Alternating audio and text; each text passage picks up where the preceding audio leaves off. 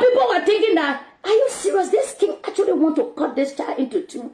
But they did not know that King Solomon was introducing the word of God. Let me tell you, this 21 days as we go, every day we need a sword.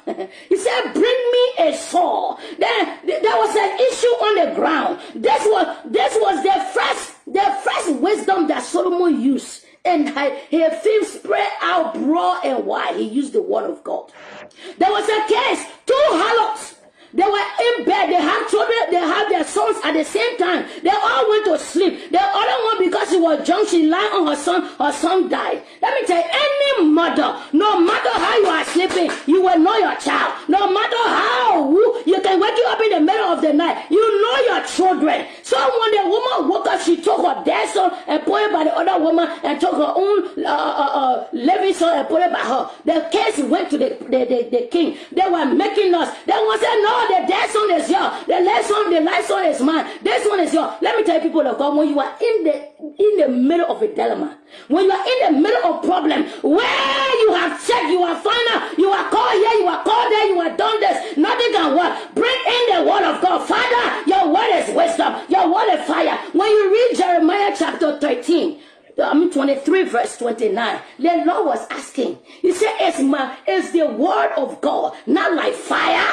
Or like a hammer that breaks rocks into pieces? The word of God is the only weapon we have. It can cut down trees. It can uproot plants. The word of God, introduce the word of God in this season. Introduce the word of God as we go into fasting. When you are confused, consult the word of God. When you are down, consult the word of God. When you are hopeless, consult the word of God. Even when you are angry, consult the word of God. You need peace, it's in there. You need healing, it's in there. You need miracle, it's in there. You need prosperity, it's in there. You need the devil to back off, it's in there. You need God to fight for you, it's in the word. He said, bring me the sword, bring me the sword. Immediately he introduced the word of God into the case. There was a solution right away, because the one that killed her son, she thought the king actually wanted to divide the son. The Lord just used wisdom. He said, my word is wisdom.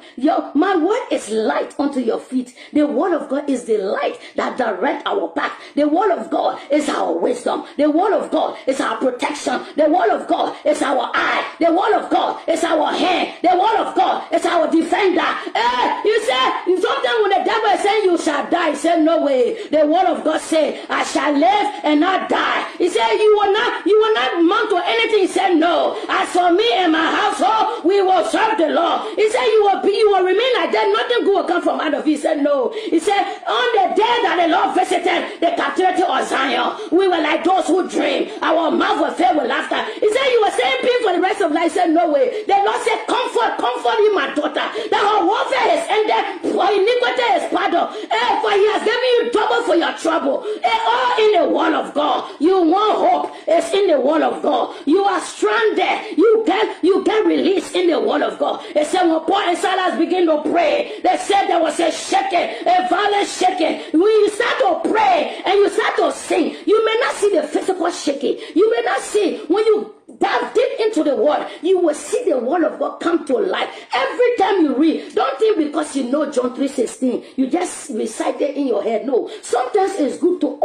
actually open the John 3:16. For John 3:16, for God so loved the world that he gave. Every time you read that John 3:16, you will have new revelation. Every time you read Isaiah 54, you will have new revelation. Every time you read Isaiah 61, the Spirit of the Lord is upon me. Don't preach good tidings to the poor. He said, no way. I will bring the captive. I will make sure if God can use men of those days to set the captives free, why do you think God can use us?